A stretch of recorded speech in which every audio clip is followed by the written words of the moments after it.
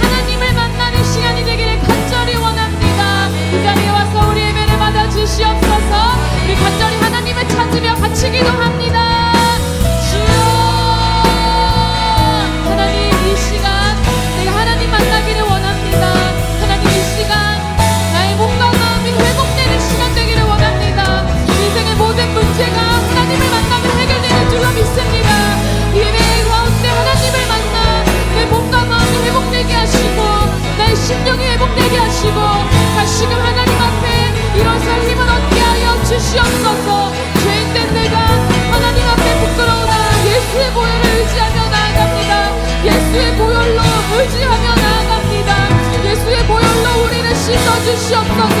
아버지 우리를 힘있게 세워주시옵소서. 하나님의 만나는 자들이 하여 주시옵소서. 하나님 정령으로 임하사 우리 안에 거하시고 우리 안에 하나님의 하시는 전으로 삼으시고 아버지 우리를 새롭게 세워주시옵소서. 하나님 우리를 만나 주시옵소서. 주님을 가정하시고 주인 되셔서 주님만 홀로 영광 받아 주시옵소서. 주님 감사합니다. 할렐루야. 사랑이 많으신 하나님 아버지, 오늘도 우리가 드리는 예배를 받으시기 위해 이 자리에 오셔서 감사합니다. 또 하나님 우리가 하나님께 예배함으로 회복될 수 있도록 이 자리에 우리를 불러주심에 감사합니다. 하나님 이곳에 강력하게 임하셔서 우리를 만나주시고 찬양 가운데 예배 가운데 말씀 가운데 우리를 힘있게 만나 주시옵소서. 그렇게 하실 하나님을 믿으며 예수 그리스도의 이름으로 기도합니다. 아멘. 우리 찬양 받으신 하나님께 영광의 박수 올려드립니다. 할렐루야.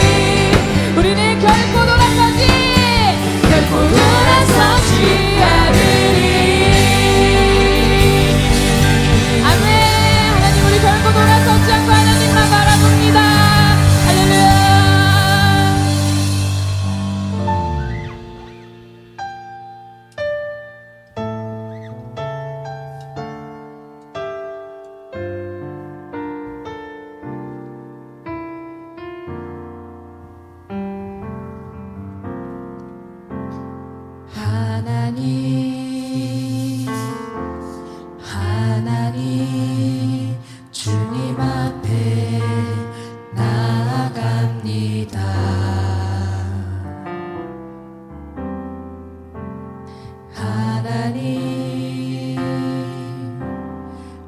하나님 오직 주만 바라봅니다.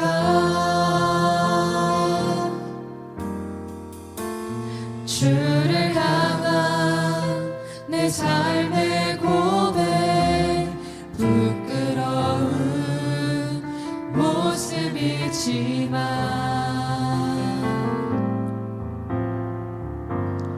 있는 그대로 품어주시는 주님의 얼굴 보기 원합니다.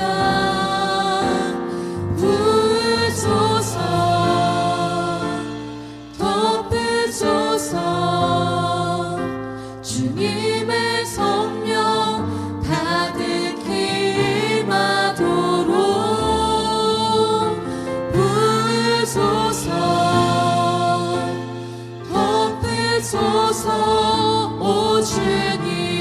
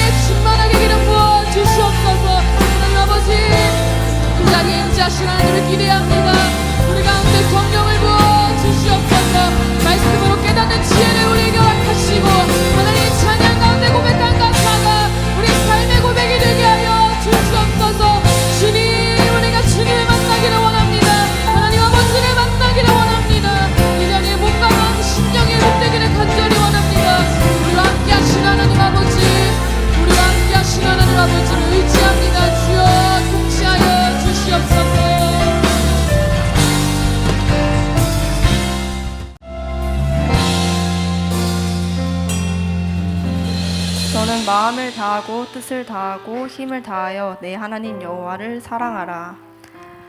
아멘. 할렐루야. 사랑의 하나님, 오늘도 새날을 허락하시고 저희를 예배의 자리로 인도하심에 감사합니다. 하나님이 삶의 주인 되신다 고백하면서도 하나님의 말씀과 언약을 붙들고 기도하기보다 나의 생각과 뜻이 앞섰던 모습을 용서하여 주시옵소서. 세상을 살아가며 하나님을 사랑하여 구별된 삶을 살기보다 세상의 가치와 안락함 속에 안주하여 살았던 모습을 회개합니다. 예수 그리스도의 보혈로 이미 승리했음을 확신하며 주님 앞에 삶의 방향을 돌이키게 하시고 오늘 예배를 통해 하나님께서 주시는 새 은혜로 다음 한 주간 매일 주시는 말씀을 붙잡고 새로운 마음으로 살게 하여 주옵소서. 우리 예일교회를 위해 기도합니다. 하나님께서 주님의 몸된 교회를 세워가기 위해 저희를 부르셨음을 믿습니다. 각 사람이 매일의 삶과 예배 가운데 하나님의 사랑을 깊게 누리게 하시고 하나님만 사랑하여 부르신 뜻에 합당히 쓰임받으며 건강한 교회를 세워가게 하여 주옵소서. 오늘 사역 선포식을 시작으로 행복모임과 양육훈련 각종 사역들이 진행됩니다. 모든 사역의 현장 속에 앞서 일하시는 성령님을 의지하게 하시고 영적인 안목이 열려 신실하게 역사하시는 주님만 보게 하여 주옵소서. 행복모임을 통해 갈급한 영혼들이 복음 듣고 변화되게 하시고 일꾼이 세워지게 하여 주옵소서. 양육과 훈련을 통해 목사님과 함께 하나님께서 우리 교회에 주신 비전을 이루어갈 충성된 일꾼 한 사람이 세워지게 하옵소서. 도구 기도를 통해 교회의 영적인 엔진이 끊어지지 않게 하시고 사역에 자원한 사람뿐만 아니라 모두가 기도로 교회를 세워가는 일에 동참하게 하여 주옵소서. 각 목장이 소그룹 예배와 셀라이프를 통해 든든히 세워지게 하시고 분할개 1500 비전이 하나님의 때에 이루어지는 것을 믿고 끝까지 순종하게 하여 주옵소서. 아울리치 팀이 아울리치를 은혜 가운데 마치고 돌아왔습니다. 주님께서 주신 은혜와 부르심을 놓치지 않게 하시고 삶 속에서 훈련을 지속하여 다음 15호 선교사가 잘 준비되게 하여 주옵소서. 담임 목사님을 위해 기도합니다. 하나님께서 교회의 영적 아비로 세우신 목사님 위에 성령의 기름 부으시고 주님의 뜻에 합당히 쓰임받게 하여 주옵소서. 목양의 능력으로 역사하셔서 시작되는 훈련을 통해 충성된 일꾼들이 세워지게 하시고 제자들과 함께 지치지 않고 달려가게 하여 주옵소서. 악한 영의 공격으로부터 항상 지켜 보호하여 주시고 삶의 모든 영역에서 부족함 없도록 채워주시옵소서. 주님의 성품을 더욱 닮아가게 하셔서 좋은 관계를 허락하시고 교회를 건강히 세워가는 영적인 리더로 끝까지 쓰임받게 하여 주옵소서. 목사님의 가정에 은혜를 더하여 주셔서 날마다 평안케 하시고 새 자녀가 주님께서 허락하시는 은사에 맞게 쓰임받도록 하여 주옵소서. 사모님께 영적인 민감함과 건강을 더하여 주셔서 모든 기도마다 응답받게 하시고 목사님과 함께 주님의 일을 넉넉히 감당케 하여 주시옵소서. 청년 공동체와 오늘 드려지는 예배를 위해 기도합니다. 청년 공동체가 하나님을 알아가고 주님의 성품을 닮아가기에 힘쓰게 하시고 세상 속에서 하나님 자녀로서 구별된 삶을 살게 하여 주옵소서. 하나님 나라의 가치를 깨닫고 세상 사람들이 모두 가는 길이 아닌 주님의 길을 따라가게 하여 주옵소서. 오늘 예배를 통해 주님을 깊이 만나게 하시고 한 주간 말씀을 묵상하고 삶에 적용하며 주님과 날마다 교제하는 은혜를 더하여 주옵소서. 예배를 준비하며 섬긴 손길들을 축복하여 주시고 보이는 곳에서 보이지 않는 곳에서 예배를 드리는 모두가 주님 앞에 집중하여 나아갈 수 있도록 붙들어 주시옵소서. 우리를 예배자로 부르신 주님께 대한 감사가 회복되게 하시고 피상적인 예배가 아닌 신령과 진정으로 올려드리는 예배가 되게 하여 주옵소서. 오늘도 우리 가운데 함께 하시는 주님께 감사드리며 예수님의 이름으로 기도합니다. 아멘.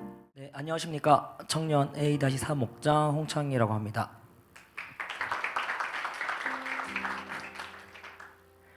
(5년) 전 예일교회에 처음 들어와서 양육과 훈련을 한번 수료하니 세계 비전에 대한 사명이 확실해졌습니다. 그러나 막연하고 추상적이고 간접적인 비전이었습니다.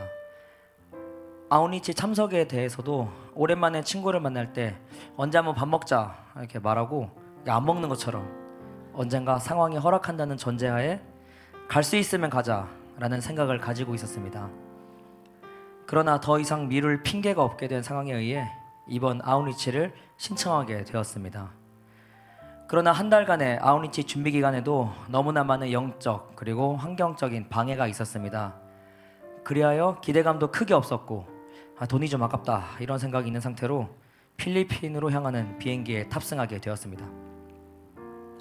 필리핀에 도착해서 집회로 영적 무장을 한 후 팀별로 전도를 시작했는데, 같은 팀의 다른 교회 분들은 백지전도의 내용을 따갈로그어로 외워오기도 하는 등 정말 많은 준비를 했다는 것을 알았습니다.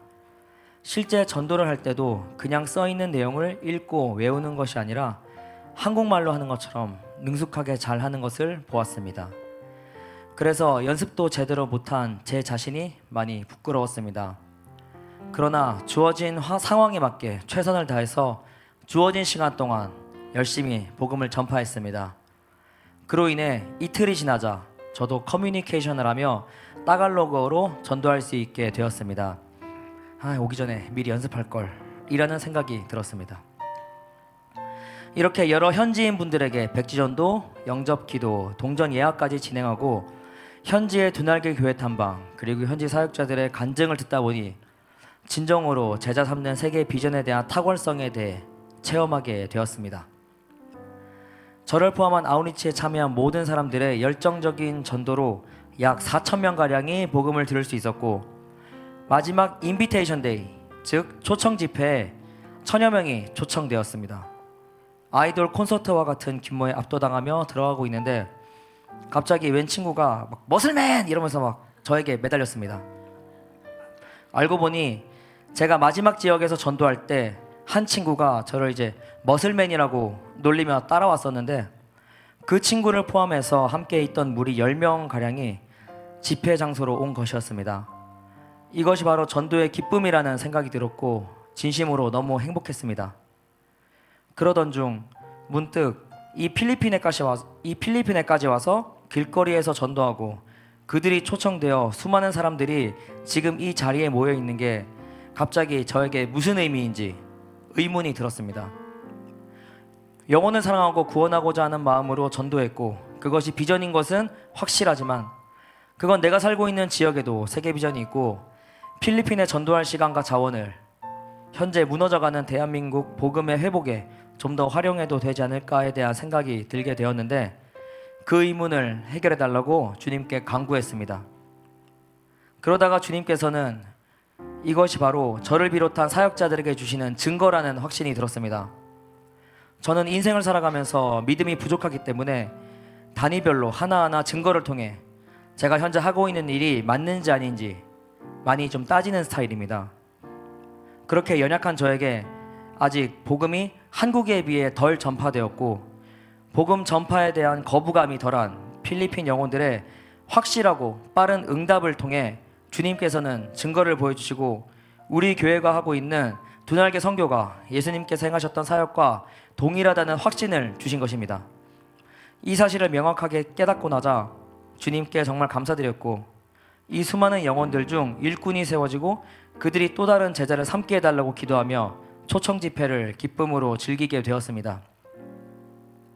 또한 주님께서는 저를 통해 작게나마 씨를 뿌리게 하셨으니 싹을 틔우고 열매를 맺는 것은 온전히 주님께 부탁드린다는 기도를 했습니다. 요즘 제 메인 사역인 찬양 사역에 대한 회의감이 들고 있습니다. 처음 찬양 사역을 시작했을 때 열정은 희미해져가고 점점 화려한 사운드와 안정적인 진행을 통해 제 상실된 기쁨을 가린 채 성도님들께서 은혜를 받을 수 있도록 노력하는 저를 발견하게 되었습니다.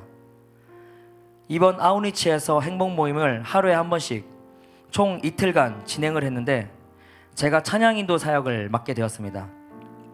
첫 번째 행복 모임 때는 기타 한 대를 연주하며 찬양을 했습니다. 그러나 두 번째 행복 모임 때는 선교사님께서 가위바위보를 지시는 바람에 기타를 획득하지 못하여 오직 제 목소리 하나와 텐션으로 찬양하였습니다. 현재 상황에서 분위기를 영적으로 만들기 위해서는 무엇보다 큰 목소리와 텐션 그리고 열정이 필요했습니다. 그래서 한 번도 경험하지 못한 방식으로 고래고래 소리쳐가며 찬양인도 했습니다. 목이 터질 것 같고 음도 하나도 맞지 않는 데다 음이탈도 빈번하고 익숙하지 않은 따갈로그어 및 영어로 인도했기 때문에 누가 봐도 엉망진창이었습니다. 그로 인해 현재까지 제 목이 쉰 상태입니다. 하지만 정말 열정적으로 찬양을 하며 너무 행복했습니다. 또한 초청된 분들도 열정적으로 같이 워십하며 찬양하시는 모습들을 보니 너무 기뻤습니다. 이것은 단지 그때의 분위기에 의한 일시적인 감정이 아니라 진정으로 제 영혼이 찬양을 통해 회복이 된 것임을 확신할 수 있었고, 그 확신을 주신 주님께 정말 감사를 드렸습니다. 요즘 제 인생에는 많은 축복들이 있습니다. 제 개인적인 삶과 다니고 있는 직장 속에서도 주님께서는 제 능력 대비 더 큰 열매를 맺게 해주시고 계십니다. 그러나 그러한 환경에서 이상하게도 전 점점 더 잃기 싫어하는 것이 증가하고 있음을 느꼈습니다. 주신 축복에 대한 감사도 크지만 그것보다 곱절로 커지는 욕심을 느꼈고, 그것이 제 삶의 문제로 다가왔습니다. 그러나 아웃리치에서 전도를 다니고 찬양을 하고 말씀을 듣고 기도를 하면서 아무 근심 걱정 없이 행복감을 느끼는 저를 체험했습니다. 이것은 스트레스를 잊기 위해 세상 사람들이 술을 마시는 것처럼 아웃리치로 삶의 문제를 잊는 것이 아니라 아웃리치에서 받은 은혜를 통해 우선순위 자체가 변화되어 세상 속의 욕심보다 감사와 기쁨이 더 우위에 있게 된 것임을 깨달았습니다. 이 사실을 깨닫자 주님께서 주신 축복을 온전히 감사한 마음으로 받을 수 있게 되었습니다. 여러분, 우선순위는 정말 중요합니다. 명심 부탁드립니다. 네, 아웃리치에서 전도 지역으로 이동할 때 차에서 보내는 시간이 많습니다. 핸드폰도 잘 안 되고 길게 마주보는 지프니의 구조 때문에 함께하는 같은 팀의 다른 교회 사역자들과 공통점인 두날개 사역에 대해서 자연스럽게 교제하게 됩니다. 같은 두날개이기 때문에 프로세스는 동일했습니다. 그러나 적용 방법은 모든 교회가 다양했습니다. 고충도 함께 나누고 각 교회의 적용 방법의 장단점도 함께 공유했습니다. 정말 재미있고 유익했습니다. 그러다가 바로 이것이 하나의 교회에서는 절대 이루지 못할 세계 비전의 사명이 여러 교회가 같은 말, 같은 마음, 같은 뜻, 같은 비전으로 같은 열매를 향해 이루어지고 있다는 것을 깨달았습니다. 이것이 바로 연합 선교였습니다.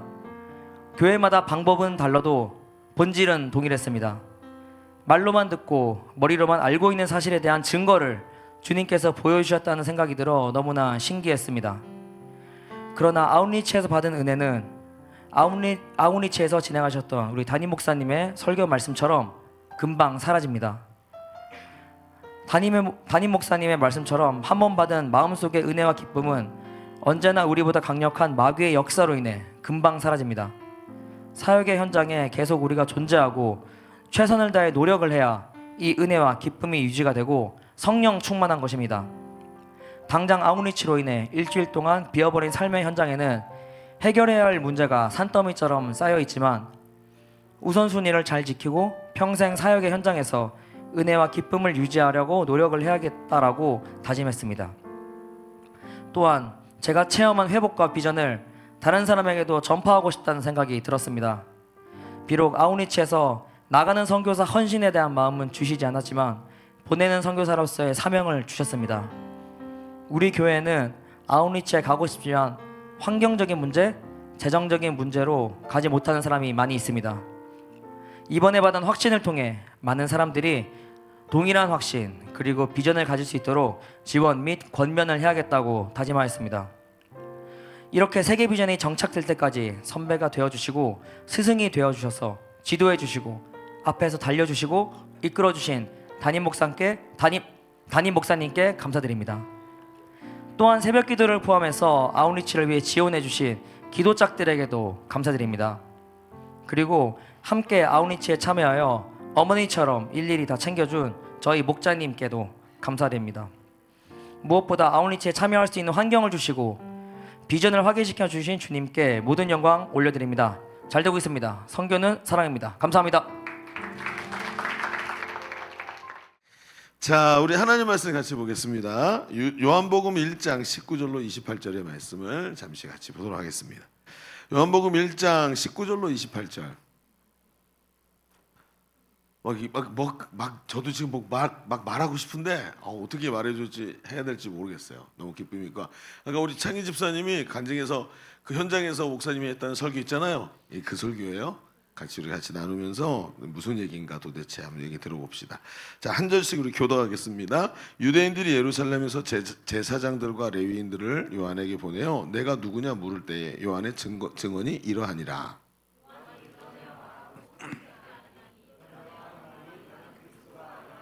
또 묻되 그러면 누구냐? 내가 엘리야냐? 이르되 나는 아니라. 또 묻되 내가 그 선지자냐? 대답하되 아니라.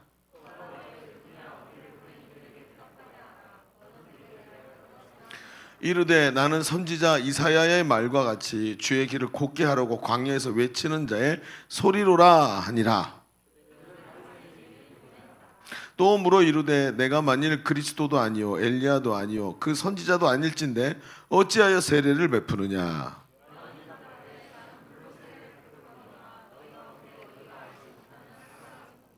곧 내 뒤에 오시는 그이라 나는 그의 신발끈을 풀기도 감당하지 못하겠노라 하더라.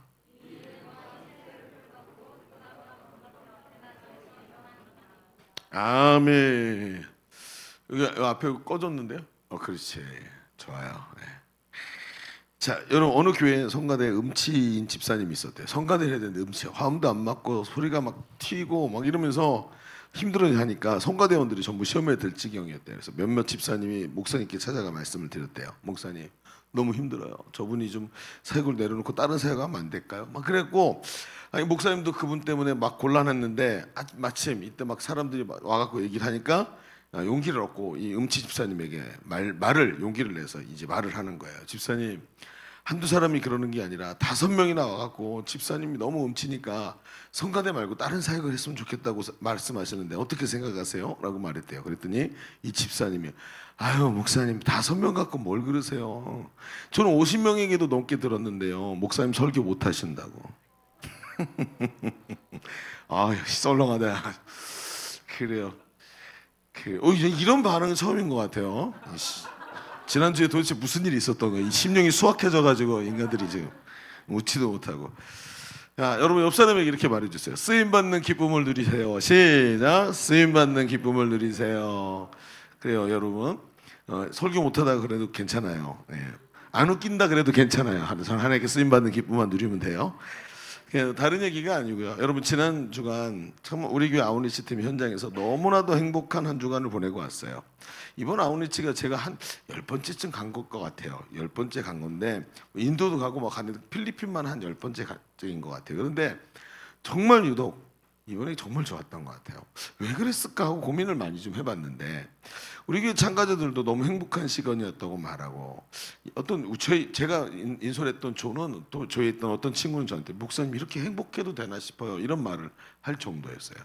막 너무 황홀한 거예요. 왜 그런지 모르겠는 거지. 지금 뭐 즐거운 일이 있는 것도 아니고 무슨 뭐 술을 먹은 것도 아니고 애들이 왜 이렇게 기뻐하는지 말이죠. 응? 그리고 저희 조에 있던 팀에 있던 이번에 유독 고등학생, 중학생들이 많이 왔어요. 그리고 고등학교 1학년짜리 친구가 그랬어요. 자기가 처음으로 전도를 해봤대요 여기 와서. 근데 이 전도가 이렇게 행복한 일인 줄 몰랐다고 그러는 거예요. 말을 하면서 정말 행복하다니. 여태 경험한 어떤 행복과도 비교할 수 없는 황홀한 기쁨인 거죠. 저는 그 행복감의 본질에 대해서 생각해보지 않을 수가 없었어요. 물론 이론으로 알고 있지만 왜 유독 이 선교주에서 행복감이 큰 것인가? 이론으로 알고 있지만 내가 경험하고 지금 체험하고 있는 이게 뭔가라는 거죠. 그럼 제가 이런 결론을 가지게 됐어요. 세상에 정말 많은 기쁨이 있고 많은 즐거움이 있지만 우리에게는 하나님께 붙들려 쓰임받는 기쁨이 있다는 거예요. 무슨 기쁨? 쓰임받는 기쁨. 이게 무슨 뜻일까요? 여러분 우리가 예수를 믿을 때 성령이 우리 가운데 들어오시는 줄로 믿습니다.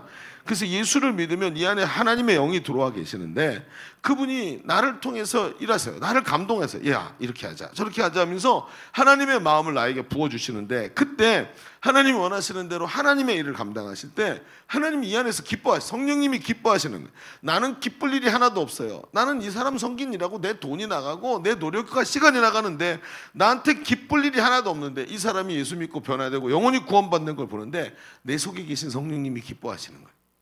나한테 기뻐할 일이 없는데 이상한 기쁨이 내 속에 있는 거지요. 이 기쁨은 세상에 돈이나 어떤 조건들이 만족돼야만 오는 이런 오염된 기쁨이 아니라 오염되지 않고 너무나도 순수하고 깨끗한 기쁨이죠. 이 기쁨을 맛보면 진정한 기쁨이 뭔지 알게 돼요. 일시적이고 쾌락적인 기쁨은 오히려 우리에게 갈증을 일으키죠. 돈을 많이 벌어서 기쁜 거요? 그럼 조금만 지나면 더 많은 돈을 벌어야만 되겠다라는 욕심이 일어나고 갈증이 끊임없이 있죠. 그래서 기쁨은 요만큼밖에 없지만 그 다음에 나오는 갈증은 너무나 크게 되는 거예요. 그런데 하나님께 붙들려 쓰임받는 기쁨은 있잖아요. 세상의 어떤 것과도 비교할 수 없는 영혼의 깊은 곳에서 나오는 진정한 기쁨이지요. 이 기쁨을 경험한 사람은 인생의 가치가 달라지는 것을 경험합니다. 오늘도 나에게 많은 희생을 요구하는 일시적 세상 기쁨이 부질없어 보여요. 저건 별거 아닌데, 이따 가서 사라지는 건데, 저건 신기루와 같고 잠깐 있는 안기처럼 사라지는 건데, 반면 앞으로 가게 될 천국에 대한 기쁨이 넘치고 하나님께 쓰임받는 기쁨이 있다 보니까 늘 하나님의 손에 붙들려 쓰임받고 하나님의 기쁨이 되는 나 자신이 자랑스럽고, 내가 하는 일이 다른 사람을 하나님께 돌아오게 만들고 죽어가는 영혼들을 살려내는 자기 자신을 보면서 내 삶이 너무나 기쁘다는 걸 알게 되죠. 내가 죄를 짓거나 엉뚱한 짓을 하게 되면 이 기쁨을 빼앗기고 복음 전하는 현장에서 내가 스스로 부끄럽게 여기게 되니까 죄와 싸우게 되는 거예요. 나 죄를 지을 수 없어. 늘 습관적으로 나에게 다가오는 죄를 거절하면서 나는 정말 중요한 하나님의 사람이거든. 내가 이걸 놓치면 수많은 사람이 주님께 돌아오는 길이 막히게 돼. 이러면서 그걸 거절하기 시작하는 거예요. 그렇죠. 그러면서 자기 자신이 너무 자랑스럽고 자신의 삶이 만족감이 넘치는, 그게 쓰임받는 기쁨이더라고요. 그런데 왜 많은 그리스도인들이 이런 쓰임받는 기쁨을 누리지 못하고 살아갈까요? 예수를 믿는다고 말하면서도 기쁨이 없이, 찬양을 불러도 기쁘지 않고 말씀의 은혜도 기쁘지 않고 그저 매일같이 똑같은 자리에 서 있을까요? 한때 은혜를 체험하고 한때 쓰임받는 기쁨으로 황홀한 하나님의 일꾼으로 살았지만 점점 이 기쁨이 퇴속되고 옛날로 돌아가는 것을 우리는 여러 번 경험해 봤잖아요. 왜 그럴까요? 여러분, 악한 마귀는 지금도 우리에게 주신 이 기쁨을 빼앗으려고 합니다. 복음을 전하고 영혼을 살리는 일이 아무 의미 없고 아무것도 아니라고 얘기를 해요. 세상이 더 좋고 세상에서 스펙을 또 좀 더 쌓기 위해서 노력하는 것이 너 자신의 왜 최고의 일이라고 얘기를 합니다. 그러나 여러분 알고 있지요? 그것이 얼마나 목마른 일인지. 세상이 더 좋고 세상 것을 위해 살면 많은 것을 얻게 된다고 거짓말을 해요. 그런데 마치 하와에게 거짓말했던 것처럼 저걸 먹으면 네 눈이 밝아질 거라고 말하는 뱀이 했던 말처럼 오늘도 우리를 향해서 저걸 먹으면, 저것만 가지면 행복해진다고 말하잖아요. 그런데 그 말이 맞던 적이 있던가요? 단 한 번도 없죠. 더 많은 갈증에 시달리는 걸 우리는 잘 알아요. 왜? 여기 중심의 문제이기 때문에, 사람의 영혼의 문제이기 때문에. 그런데 아쉬운 건, 여러분 앞에도 얘기했지만 아쉬운 건 많은 하나님의 사람들이 이 마귀의 말에 자꾸 속더란 말이에요. 가룟 유다를 보세요. 이 말에 속아서 돈에 사로잡히죠. 그리고 돈에 속아서 예수님을 은 30에 팔고 자기가 그 양심의 가책과 후회 때문에 목매달아 자살하지 않습니까? 데마라는 사람이 있었습니다. 이 사람은 하나님 앞에 선교사로 부름받았고 선교하는 바울을 따라서 같이 동역자로 했는데 세상을 사랑하기 시작했고 이 말에 속아서, 그리고 사명을 버리고 바울을 떠나버리고 다시는 성경에 나타나지 않는 이런 상태가 되어버립니다. 예수님의 제자들을 보십시오. 죽기까지 예수님을 따르겠다고 호언장담했지만 예수님이 십자가에 달리실 때 다 도망치고 자기 목숨 하나 부지하려고 한 예수님을 배신하는 모습을 보십시오. 쓰임받는 기쁨을 잊어버리고 마귀에게 속으면 누구나 이렇게 될 수 있어요. 여기 서 있는 목사님도 똑같이 될 수밖에 없는 거예요. 우리가 잘 기억해야 됩니다. 오늘 우리가 읽은 성경에 보면 세례 요한은 예수님의 길을 예비하는 자다. 우리가 잘 알고 있죠. 먼저 예수님 앞에서 예수님이 가실 길을 열어주는 사람으로 쓰임받은 사람입니다. 물론 이 세례 요한은 중간중간에 흔들리기도 하지만 마지막 순교의 자리에 가기까지 하나님께 쓰임받은 사람이에요. 세례 요한에 대한 성경의 기록은 그 쓰임받는 기쁨을 누리고 있는 그 세례 요한의 모습을 우리에게 보여줘요. 그러면서 이 땅에서 쓰임받는 기쁨에 대해서 우리에게 아주 중요한 이야기를 해주고 있어요. 이 오늘 우리가 읽은 말씀이. 그렇다면 오늘 이 말씀을 조금만 더 깊이 봅시다. 우리는 어떻게 쓰임받는 기쁨을 누리게 될까? 어떻게 회복할 수 있을까요? 오늘 말씀을 보시면서 끝까지 정신줄 놓지 말고, 벌써 놓는 사람들이 자꾸 있어. 정신줄 놓지 말고 꽉 붙잡고 이 말씀을 봅시다. 여러분, 우리 교회 우리 목사님 설교의 특징이죠. 정신줄을 놓으면 무슨 말인지 하나도 모른다. 그래서 중간에 딱 정신 차리는 다 놓쳤네 이런 생각이 들죠. 그래서 정신줄 놓치지 말라고 앞에 쓰는 게 있는 거예요. 그래서 쓰면서 또 뭐 똑바로 안 써도 괜찮아요. 목사님이 얘기한 걸 그립으로 그래도 되고요. 그러니까 쓰면서 정신을 잡고 자 같이 말씀을 좀 봅시다. 오늘 두 가지 얘기를 할 텐데 오늘 말씀의 제목이 뭐라고요? 세상에서 가장 큰 기쁨이라고 말씀을 제목을 정해놓고 두 가지를 해봅시다. 자, 첫 번째는 이거예요. 쓰임 받는 기쁨은 부르심의 확신에서 나오는 겁니다라고 얘기 한번 써봅시다. 쓰임 받는 기쁨은 어디서 나온다고요?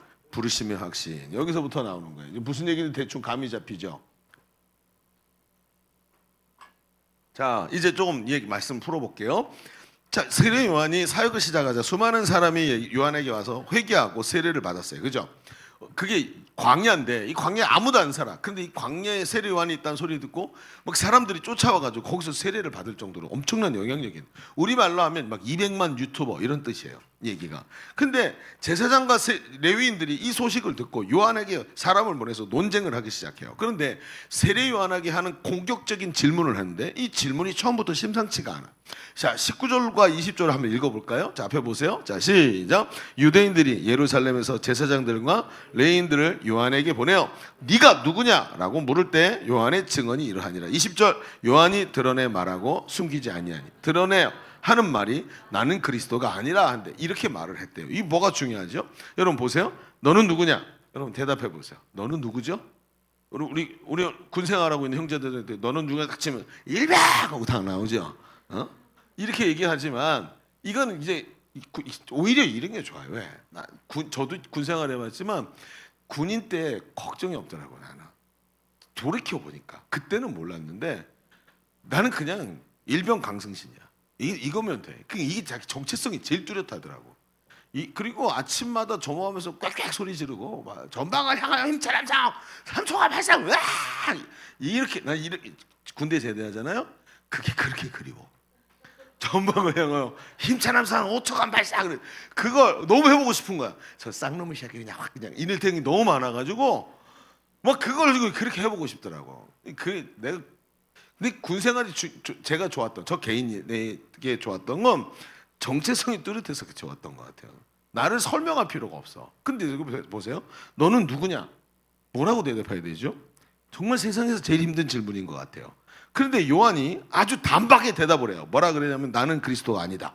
아니 너는 누구냐고 물어봤더니 나는 그리스도가 아니래. 왜? 그 시대에 중요한 화두가 이거 있어요. 세례 요한 시대 때 메시아 대망 사상이 있었죠.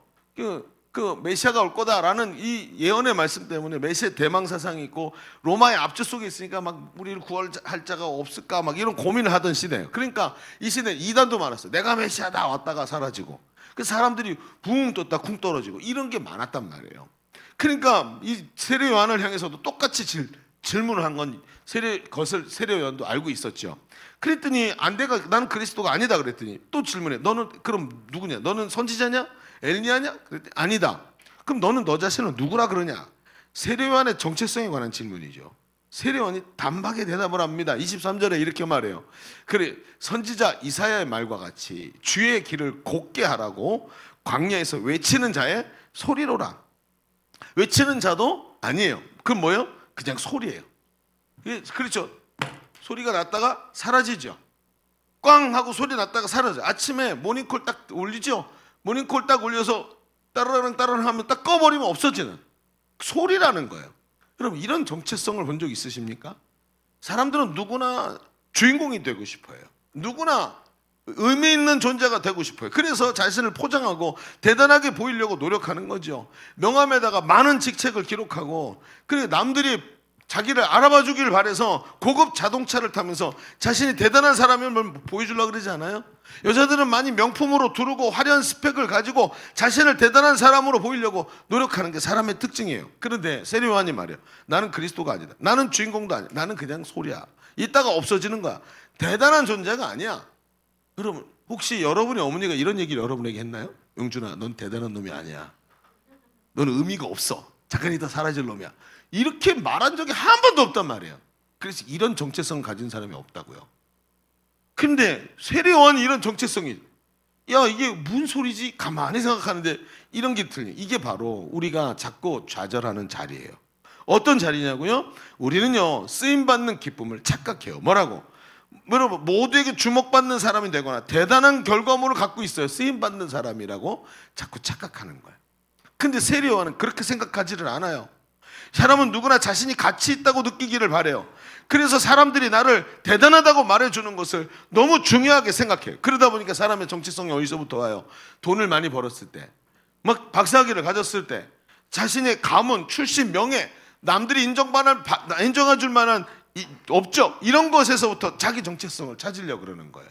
그러니까 자꾸 성경을 향해 가려고 그러는 거예요. 그런데 여러분 생각해요. 그러면 거기서 정체성을 찾는데 만약에 못한다면 어떻게 되죠?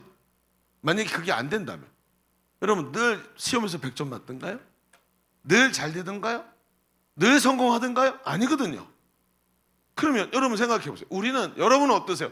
저는 성공할 때보다 실패가 훨씬 많은 것 같아요.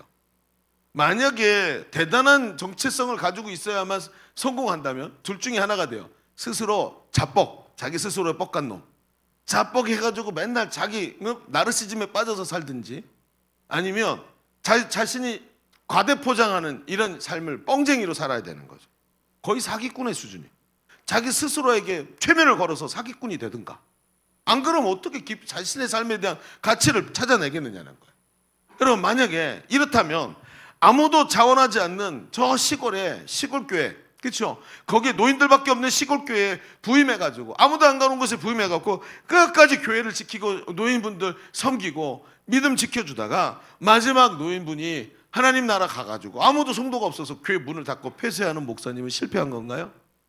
아니죠. 정반대죠. 아무도 가지 않는 그곳에 이름도 없이 빛도 없이 하나님 섬기면서 복음 전한 그분이 얼마나 소중하고 귀한 일꾼이에요. 그렇지 않습니까? 여러분 사역의 결과물이 좋아야 쓰임받는 사람입니까? 아닙니다. 그렇지 않습니다. 저는 하나님 앞에서 제 앞에 세워진 리더십을 따라서 제자 삼는 사역을 20년이나 감당했습니다. 물론 제가 처음 목회자가 되기도 전부터 이 일에 뛰어들었으니까 얼마나 미숙했겠어요. 그러면서 20년 동안 수많은 실수와 시행착오를 겪었어요. 아마 제 사역의 20년을 돌이켜보면 실패, 이게 거의 대부분이에요. 그런데 여러분 돌이켜보면 그 모든 실패가 하나도 버릴 것이 없었어요.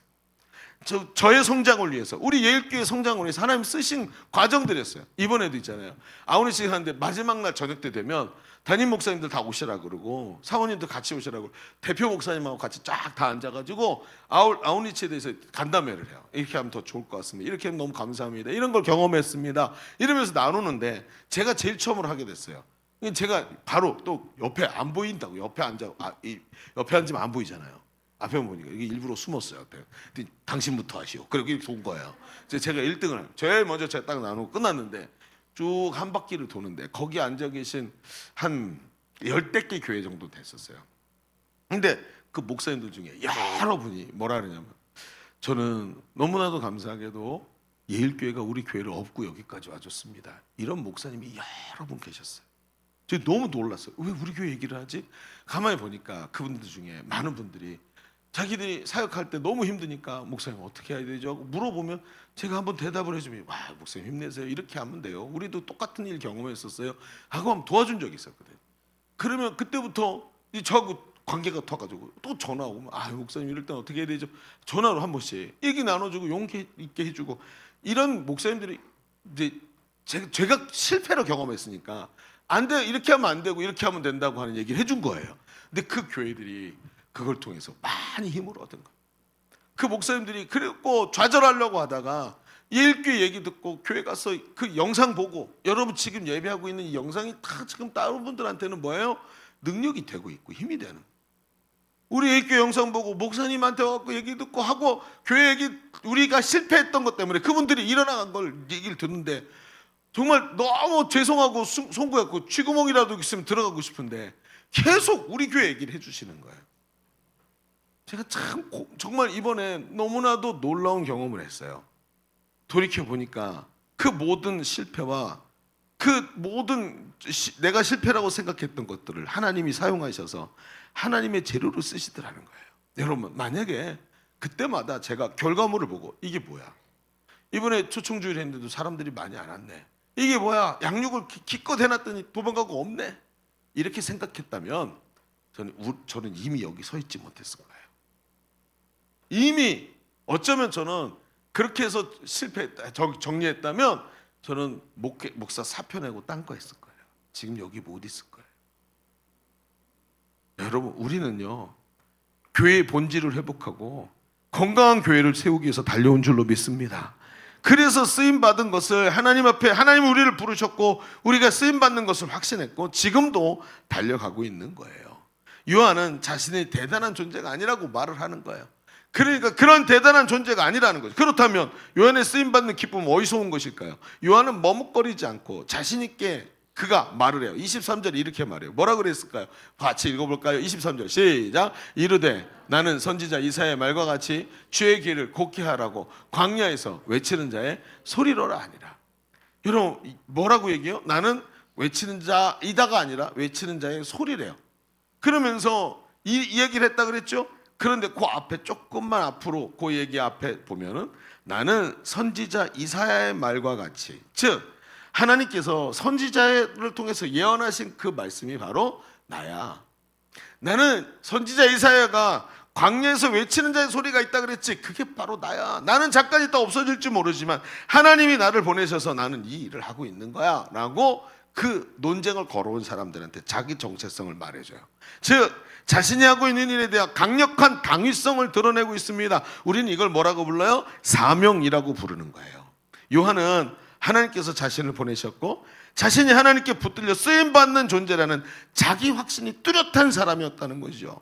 여러분, 어떻게 이런 자기 확신을 가질 수 있을까요? 요한은 그것을 성공이나 세상적 조건이 아니라 자신의 내적 확신으로 알고 있었어요. 요한복음 1장 33절에 보면 요한이 이렇게 말해요. 나도 그를 알지 못하였으나. 그게 누구죠? 나는 요한이죠. 그는 누구냐면 예수님을 말하는 거예요. 그리스도를 말하는 거예요. 나도 그를 알지 못하였으나 나를 보내어 물로 세례를 베풀라 하신 그 이가 나에게 말씀하시네 성령이 내려서 누구 위에 있든지 머무는 것을 보거든 그가 곧 성령으로 세례를 베푸는 이인 줄을 알라 하셨기에. 이게 무슨 얘기냐면 세례요한이 하나님 시켜서 나가서 사람들에게 세례를 베푸는 거예요. 왜 베푸는가 했더니 메시아가 오실 것이다. 근데 그분을 찾아서 그분이 일할 수 있도록 도와라. 그런데 누가 메시아입니까? 모르잖아요. 그랬더니 성령님이 요한에게 말했대요. 네가 가서 계속 세례를 베풀면 세례 베풀다 어느 날 어떤 사람 위에 성령이 쫙 임할 거다. 그게 보거든 그 사람이 메시아인 줄 알아라. 이렇게 내 안에 계신 성령이 말씀하셨다. 지금 이 얘기인 거예요. 그러니까 지금 요한이 뭐라 그랬냐면 나를 보내시니까 이렇게 말씀하셨대요. 여러분, 이게 무슨 얘기죠? 하나님이 나를 보내셨고 성령과 동행하고 있다. 그분이 나에게 지금도 말하고 있고 그분이 말한 것 때문에 나는 이 일을 하고 있다는 거예요. 계속 세례를 왜 주냐? 시키시니까. 내 안에 계신 성령님 계속 나보고 하라고. 그러니까 어떡하냐?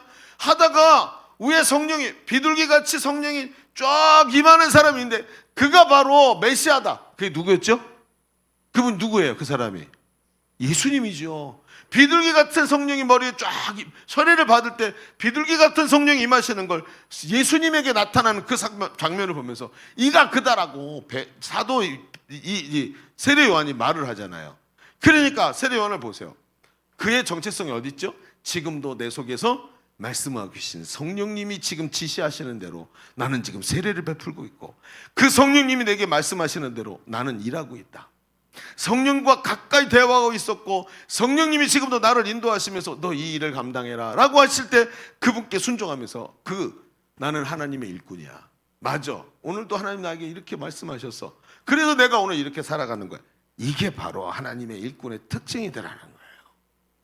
성령과 동행하면서 성령이 내 속에 계시고 성령이 말씀하시는 대로 순종하고 성령이 나를 통해 역사하시는 것을 날마다 보는 거예요. 그러면서 내 마음속에서 성령님이 기뻐하시는 것을 누려요. 이건 내 기쁨이 아니야. 그런데 기뻐. 여러분, 지난 아우네치 한 주간 동안 현장이 왜 이렇게 행복했나 이제 보이기 시작하는 거예요. 성령께서 우리를 강권하셔서 우리를 이곳에 보내셨다. 수많은 방해를 물리치고 왔어요. 어떤 사람은요 직장 내려놓고 왔어요. 어떤 사람은 재정이 부족한데 돈을 빌려서라도 왔어요. 그래서 수많은 어려움들을 다 내려놓고 왔어요. 그러면서 그곳에서 하나님께서 저 죽어가는 영혼을 만나게 하신 것을 이제 깨닫는 거예요. 한 사람은 말을 걸었는데 그 말을 걸은 아주머니가 복음을 들으면서 복음을 듣고 눈물을 주룩주룩 흘리면서 당신은 하나님께서 나에게 보낸 천사 같다고 이렇게 말하는 얘기를 듣는 거예요. 그러니까 여러분 충격적인 거죠.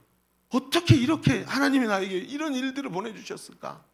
그리고 그 사람이 우리가 금요일날 토요일날 아침에 돌아왔는데 주일날 아침에 그 교회 가가지고 내가 소개해 준 대로 그 사람들 만나서 예배를 드리고 있는 그 이야기를 듣게 되는 거예요. 성령은 우리를 감동하셨고 우리를 뜨거운 마음으로 복음을 전하게 하시더니 그 사람이 복음을 듣고 예수님 영접하고 감동하고 회복되는 것을 경험하게 하시는 거예요. 그러니까 저녁 때만 되면 하루 종일 나가서 전도를 해서 몸이 피곤한데도 나눔을 하는 거예요. 하나님께서 나를 여기 불러주셨다고, 여기 와서 오늘 매 순간 전도의 현장에서 하나님이 또 깨닫게 해주셨다고, 오늘 만난 영혼이 나에게 이렇게 말했다고, 이 말을 하면서 밤이 늦어가는 시간인 줄도 모르고 같이 나누면서 행복감에 젖어드는 거예요. 누가 보내셨어요? 하나님이 보내셨고 하나님이 시켜서 하는 일 때문에. 여러분의 정체성은 어디 있습니까? 여러분 지금 무엇을 위해서 애쓰고 노력하고 있습니까? 물론 세상에서 필요한 것들을 해야 돼요. 자격증도 따야 되고요, 안정적인 직장도 필요해요. 그러나 그게 주인이 되어서는 안 되는 거예요.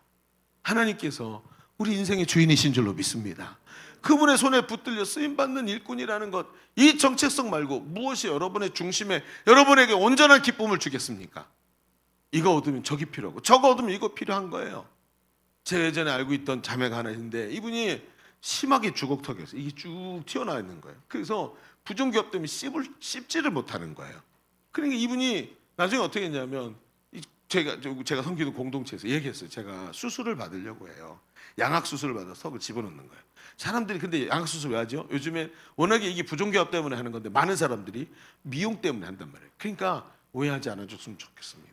저는 이 미용 때문에 하는 게 아니라 이 부종기업 때문에 그래요. 그리고 양악 수술했어요. 그리고 한 두 달, 석 달 만에 나타났는데 완전히 다른 사람. 이전 것은 지나갔으니 보라 새 것이 되었다. 완전히 새 것이 되었다. 깜짝 놀라서 못 알아보겠는 거예요. 이 턱이 그렇게 중요하구나. 근데 이 자매가 그러는 거예요. 막 이런저런 얘기 같이 나누다가 목사님, 네, 제가 수술할 때 이상한 일이 있었대. 뭐냐 했더니 의사가 자기는 턱을 하러 왔는데 턱 쭉 얘기해두더니 눈 얘기하고 이마 광대 얘기하고 눈 얘기하고 여기는 얼마 여기는 얼마 이러면서 하더라는 거예요. 그래서 선생님 저는 의사한테 양악만 하러 온 거예요. 제가 부종기압 때문에 했더니 뭐라 그러냐면 의사가 그 다음에 안 할 수 없을걸요? 이렇게 얘기를 하더라고요. 양악을 하면 눈이 조금 아쉽고 눈을 하면 코가 조금 아쉽고 다 했는데 이마가 너무 넓고 광대가 툭 튀어 이런 생각이 든다. 안 할 수 없을걸요? 이렇게 얘기하더래요. 여러분 그렇죠? 세상이 그래요. 이 자매가 말을 해요. 목사님 저는 죽을 때까지 안 할 거예요. 나는 불편해서 한 거지 하나님 주신 이 외모에 난 불만이 없어요. 이렇게 살면 돼요. 근데 저는 그 의사들한테 똑바로 보여줄 거예요. 나는 절대 안 해요. 난 하나님 확신합니다. 자신의 정체성에 대해 너무 확신한 거예요. 이런 게 필요 없는 거예요. 여러분 보세요. 세상은요, 턱하면 그 다음에 머리, 이마, 눈 하라 그러고 눈 하면 코 하라 그래요. 이게 세상에서 말하는 기쁨이에요. 아니요. 나는 최소한 그리스도인이라면 자존심이 상해서라도 안 해요. 나는 세상 때문에 사는 인간이 아니거든요. 하나님 앞에서 쓰임받고 하나님의 일꾼으로 서 있는 그 자존감이 우리에게 가장 강력한 우리의 자존감인 줄로 믿습니다. 여러분 확신하십시오. 하나님 여러분 부르셨습니다. 하나님이 나를 붙잡고 계십니다. 나를 통해 이 베스트와 그 가정을 구원하실 거예요. 하나님 나를 이 사람 만나게 하신 이유가 분명히 있는 거예요. 이런 가치관으로 살아가야지. 예수 믿으면서도 그저 세상의 것 위해 사는 게 아니라 오직 하나님께서 나를 인도하시는 삶으로 하나님께 쓰임받는 일꾼이 되어야 되는 거예요. 지금도 우리 속에 충만히 계신 성령님이 이걸 증거해 주시는 거예요. 너는 하나님의 일꾼이다. 난 너를 통해 많은 일을 하고 싶다. 내가 갖고 있는 이 마음을 네가 좀 알아줬으면 좋겠다. 이게 뭐예요? 이게 하나님이 나를 부르셨다라는 확신이에요. 이 말에 여러분 응답할 수 있는 여러분이 되기를 바랍니다. 그래요. 응답하라 1988 응답하십시오. 자, 정리를 좀 해봅시다. 우린 지금까지 쓰임받는 기쁨을 누리는 것에 대해서 말씀 나누었어요. 쓰임받는 기쁨은 외부적 조건을 만족시켜서가 아니라 성령이 충만해서 성령이 가르쳐 주시는 이 부르심에 대한 확신 속에서 누린다 그랬어요. 세례 요한은 하나님께서 부르시고 보내셨다는 확신이 있었어요. 그래서 자신이 드러나지 않아도 문제가 없어요. 그냥 쓰임받고 있다는 자체가 강력한 동기였다는 거예요. 오늘도 나는 하나님께서 주신 사명으로 살아가는 삶을 사는 사람이에요. 하나님이 내 인생을 계획하고 부르셨음을 여러분 확신하시기 바랍니다. 성령이 가르쳐 주시는 내적 확신을 꽉 붙잡고 달려가면 이런 젊은이들이 되기를 바란다는 거예요. 아유 목사님 아멘입니다. 아멘이죠. 당연하죠. 저도 그래요. 저도 다 정말 목사님 말에 공감하고 저도 그런 체험이 있어요. 근데 목사님 저도 그 쓰임받는 기쁨이라는 게 너무 행복한 걸 알거든요. 근데 그게 있잖아요. 마치 바람에 비닐봉지가 날아가는 것처럼 쉽게 이리저리 날아다니는 것 같아요. 이 잡히지를 않을 때가 많아요. 그러시죠? 그럼 오늘 창희 집사님 이렇게 정말 기쁘게 기쁜 표정은 아니었어요. 그죠? 어쨌든 간증을 했어요. 얼마나 다 확신 갖고 간증을 했는데 그런 얘기 나왔어요. 아 목사님 정말 이게 좋은데 돌아가면 직장 생활해야 되고 직장에서 좀 나를 부려먹어요. 우리가 남의 돈을 먹는 게 얼마나 힘든지 알잖아요. 나를 100% 활용하려고 직장은 달려들 거예요. 학업 있죠. 가정 있죠. 여러분 애들 키워야 되죠. 얼마나 바쁠까요? 이게 돌아볼 겨를이 없는 거예요. 완전히 미치겠네요. 여러분 저도 지난 아웃리치 때 우리 홍창희 집사 같은 그런 기쁨 저도 있었어요. 돌아와 삶의 현장에서 막 이렇게 바쁘게 살다 보니까 일작춘몽처럼 사라지고 무너지더라고요. 당연히 나오죠 이런 얘기가. 쓰임받는 기쁨은 좋은데 이 확신이 너무 쉽게 벽에 부딪히는 거예요. 어떻게 할까요? 자, 두 번째 얘기가 그래서 필요한 거예요. 자, 두 번째 얘기를 한번 볼까요? 첫 번째 뭐라 그랬죠? 쓰임받는 기쁨은 부르심의 확신에서 나오는 거라 그랬죠. 이 확신은 마음에 있는 게 아니에요. 마음에 있는 게 아니고요. 사역의 현장에 있는 거예요. 이 얘기를 오늘 두 번째 얘기가 굉장히 중요한 얘기입니다.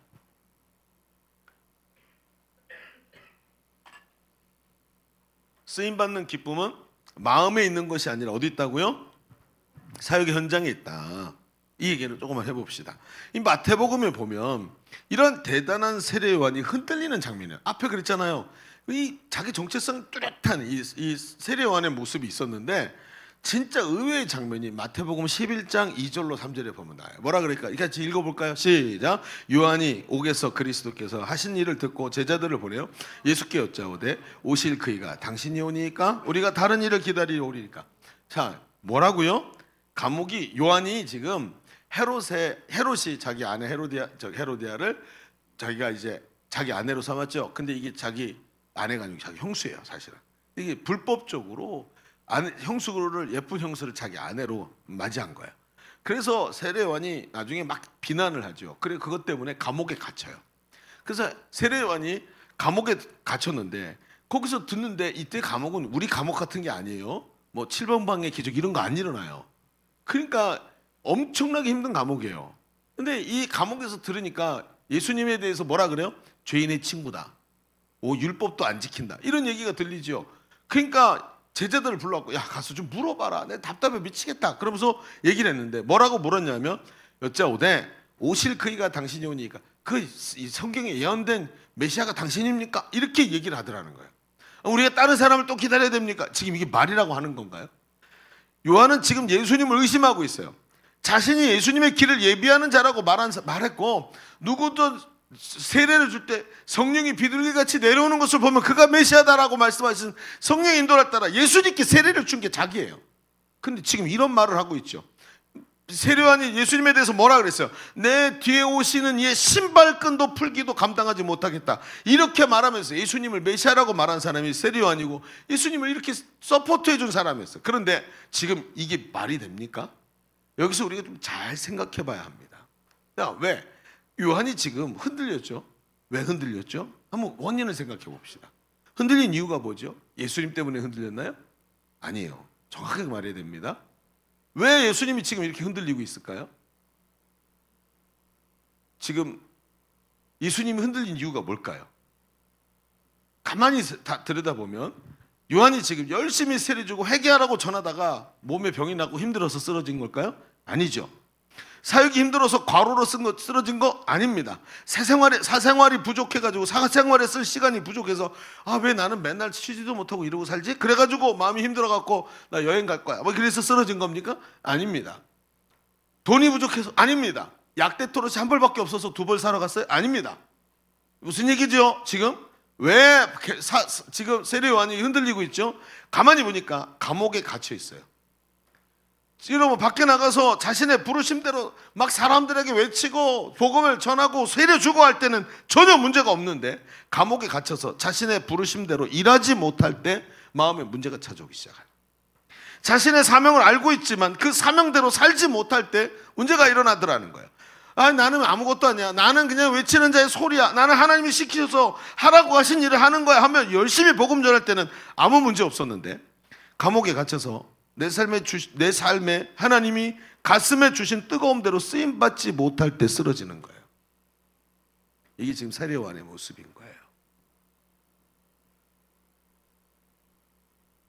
반대로 말이죠, 여러분. 쓰임받는 기쁨이 충만하고 지속되는 이유가 뭡니까? 당연한 말인 것 같지만 쓰임받는 기쁨이 충만하고 지속되는 사람의 특징이 뭐냐면 쓰임받는 기쁨은 쓰임받을 때 충만한 거예요. 너무 당연한 거죠. 그런데 쓰임받지 않는 곳에는 쓰임받는 기쁨이 없다는 말로 치환할 수가 있는 거예요. 당연한 말 같지만 생각해보면 굉장히 슬픈 말이에요.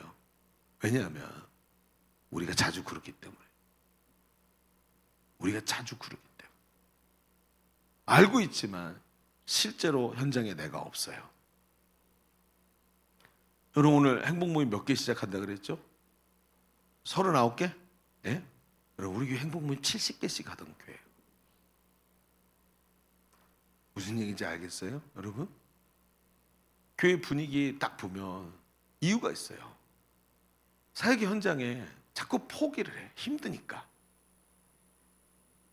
여러분 힘들다고 포기했으면 우리 교회는 애처하게 지금 이 자리에 서 있지 못하는, 힘들다고 포기하니까 그 기쁨이 우리 속에서 사라지는 거예요. 여러분 아까 우리 홍창희 집사님이 정색하면서 뭐라 그랬어요? 우선순위를 중요하게 생각하라고 설교했잖아요. 얼마나 중요한 얘기인 줄 아세요, 여러분? 이게 정말 중요해요. 본인이 얼마나 강력하게 깨달았으면 이렇게 강하게 얘기할까요? 우선순위를 놓치면 안 된다고.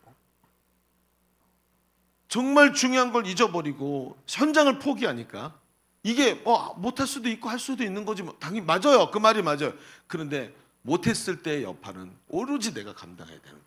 내 안에 주신 뜨거움대로 일하지 못할 때 이 뜨거움이, 내 안에 있는 정체성이 나를 찌르는 가시가 돼버려요. 이게 얼마나 아픈 일인지 여러분 아십니까? 실제 그런 삶을 살아야 한다는 거예요. 사역의 현장에 있어야 된다는 거예요. 아우니치에서 충격적인 은혜를 받고 부르심을 깨달아요. 그리고 돌아와서 그리고 우리는 아무 말도 하지 못했다. 이러고 있으면 안 되는 거예요. 그러니까 현장이 없으니까 무너지고 쓰러져 있는 거예요. 제가 오늘 우리 용준이 형제를 보면서 느끼는 거예요. 이 머리 봐. 군인 같지가 않아. 민간인 같아. 뭘 느끼는지 아세요? 용준이 형제 군대 가기 전에 선교사로 먼저 갔다 왔잖아요. 1년을 헌신했어. 요즘에 우리 그 다음 선교사가 윤희가 고민을 하고 있는 거예요. 선교 현장을 먼저 가야 되나, 군대를 먼저 가야 되나. 저는 어떤 걸 해도 괜찮다고 생각해요. 전혀 문제가 안 돼요. 근데 용준이의 특징이 뭐냐면 먼저 선교지에 먼저 갔다 오니까 갔다 와서 뭐라고 했어요? 군대에 갔는데 군대를 이 인간이 선교지라고 생각을 해. 그러니까 옆에 형제들을 같이 벌써 데려온 거야. 아웃리치를 하고 왔어요 지금 여기 보니까. 이 인간이 그렇게 생각을 해요. 그러니까 자기 안에 있는 정체성 때문에, 이 가슴 뜨거운 것 때문에 말만 꺼내면 복음이 나오고, 내 삶이 다른 사람들에게 창문처럼 그 창문 너머를 보여주는, 그 속에 들어있는 예수님을 보여주는 이런 삶을 살려고 애를 쓰는 거예요. 그러니까 그냥 지금 남들은 뭐 휴가 못 나와서 난리인데 얘는 웬간하면 휴가 그냥 나와. 하나님 나가 머리 보내. 하나님이 인도하시는 삶을 사는. 내가 너무너무 이런 부분들에서 제가 지난 20년 동안 너무 많이 느낀 거예요. 여러분 보세요. 비전도 있고 확신도 있는데 삶의 현장에서 포기해버리면 어떤 일이 벌어질까요? 행복 모임요? 못할 수 있어요. 그런데 직장에서 동료를 베스트로 잡고 기도하는 것조차 못합니까? 이게 나의 정체성에서부터 나온 행동이 있어야 되잖아요. 전도가 어려워요? 전도 못하더라도 전도하는 사람들을 위해 기도하고, 이제 우리 세범사역이 시작됐으니까 새벽기도 나와서 막 같이 함께 열정으로 기도하는 거, 이것도 못할까요? 전도 못하는 건 이해가 돼요. 그런데 이것조차 못한다면 여러분 어떻게 생각하십니까? 어렵고 힘들어도 정말 양육과 훈련으로 성장하는 사람들을 보면, 여러분 나는 짐 하나만 들고도 힘든데 저 사람 짐을 10개도 들고도 가볍대. 뭐가 다르죠? 저 사람은 양육과 훈련으로 성장한 사람들. 그러면 힘들어도 내일을 위해서 양육을 받아야 되는 거 아니에요? 근데 이런 자신의 모습들을 그냥 내려놓고 그냥 바라만 보고 있으면 되겠냐고요. 여러분, 성령의 일은 절대로 내일 일어나지 않습니다. 언제 일어나는지 아세요? 지금 여기에. Here and now라는 말이 있죠. 지금 여기에 일어나는 게 성령의 역사예요. 왜 내일로 자꾸 미룰까요? 아니요, 그렇지 않아요. 오늘도 우리가 우리의 마음속의 뜨거움이라고 생각하지만 쓰임받는 기쁨은 사역 현장에 있는 거예요. 이걸 자꾸 놓치는 거예요. 제가 한 10년 전쯤에 미국에 있는 대형 교회들을 리서치하는 팀에 합류해서 미국 교회를 탐방한 적이 있어요. 그것도 큰 교회만. 미국의 로스앤젤레스 그러면 뭐 세들백 교회도 유명하고 그렇지만 그 부근에 크로스웨이 교회라는 의외로 알려지지 않은 교회가 하나 있었어요.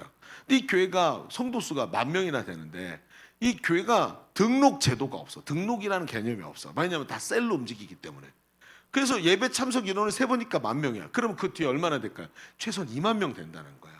예배 참석 못하고 전도하고 가끔 한 번씩 오고 이런 사람들이, 아직 성장하지 못하고 교회 안 나오고 이런 사람들이 해가지고 한 20,000명 되는, 10,000명이라고 자기들은 그래요.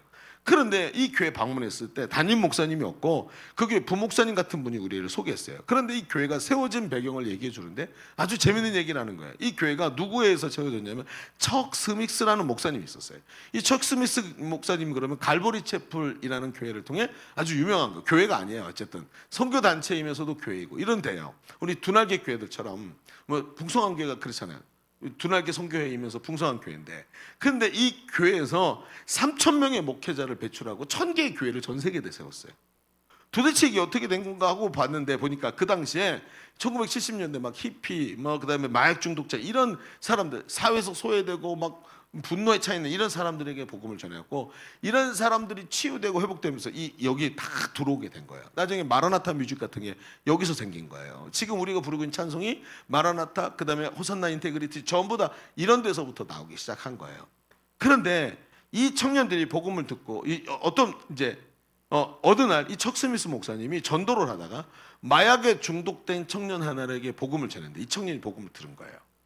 그리고 예수님이 이 안에 들어가신 거죠. 그러니까 이 친구가 갑자기 이 속에서 나 이렇게 살아서는 안 되겠다 하고 다 뒤집어 엎고 마약에서 자유하고 치유가 됐어요. 그리고 이 청년이 복음을 듣고 회심해서 변화가 된 거예요. 그리고 교회 출석하면서 교회에서 양육을 받은 거예요. 더 신앙생활 잘하려고 열심히 성경 공부에 참여해서 양육을 받은 거예요. 그러면서 신앙이 성장하면서 성령의 충만을 받게 돼요. 그런데 그때부터 이분이 어떻게 되냐면, 여러분 양육의 특징이 뭐죠?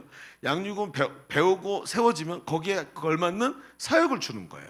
이게 없이 머리만 크게 만드는 게 아니라, 그래서 그렇죠? 여러분 제자대학 오면 제일 어려운 게 뭐예요? 제자대학 1학기 때 제일 어려운 거, 필수적으로 행복모임 인도자가 돼야 되는 거예요. 그래서 오늘 아까 2부 예배 때 행복모임 인도자가 3명이 새로 세워진 거예요. 처음으로 행복모임 인도자를 해야 되니까. 그러니까 그 사역을 해야 되니까 시키는 대로 숙제하고 하는 걸 이렇게 쭉 하면서 신앙이 성장을 한 거예요. 그러다 보니 어떻게 돼요? 자기 친구를 전도하기 시작해요. 마약 먹을 때 그런 친구들이 전도돼서 혼자 교회에서 집까지 2시간, 차로 2시간이었는데 거기 자기 친구를 태우고 예배당에 오는 거예요. 그리고 친구가 예배 마치고 양육받고 갈 때 같이 가고 이러면서 1명이 2명이 되고 2명이 4명이 되고 이러면서 차가 1대가 10대가 되고, 버스 주일날 안 움직이지 않는 그 스쿨버스들 빌려가지고 버스 1대, 2대, 10대, 20대 이러고 오는 거예요. 난리가 난 거지. 셀이 계속 분가가 일어나는 거예요. 그러면서 너무 커지게 됐어요. 결국 이 교회가 이 멀리서 오는 얘네들을 감당이 안 되니까 어떻게 했냐면, 이 마약 먹던 이 청년을 불렀어요. 불러갖고 복음 전할 수 있는지 확인하고, 가르칠 수 있는지 확인하고, 은사가 있는지 확인하고 교회에서 안수를 줘서 목사로 삼았어요. 그러니까 침례교는 지금도 회중주의라서 신학교 안 가도 교회에서 안수하고 목사를 세울 수 있어요. 그래서 목사가 됐어요. 이 청년이 목회자로 세워지자 교회가 따로 분리가 돼서 세워졌죠. 그 2시간 거리에다가. 그런데 그때부터 난리가 나기 시작했어요. 이 목사님이 자기가 어떻게 해요? 친구 전도하고 셀 분가하는 방법을 아니까 자기가 세운 셀 리더들을 계속 가르쳐 주는 거예요. 이렇게 하면 돼. 이렇게 하면 돼. 가르쳐 줬더니 여러분 그다음에 어떤 일이 됐냐면 한 주에 수십 명씩 처음 예수 믿은 사람이 교회로 들어오기 시작하는 거예요. 어느 때는 점점 많아지기 시작하면서 때로는 몇백 명이 하루에 예수 믿고 들어오는 한 주간에 만에 이런 역사가 일어난 거예요. 그리고 새로운 그리스도인들이 교회에 들어와요.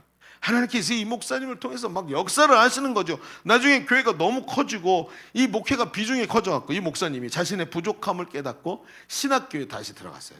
그래서 신학교에서 가서 다시 신학을 배우고 체계를 제대로 세워놓고 사역을 하니까 갑자기 이 교회가 점점 성장했고 1만 명 교회로 성장을 한 거예요.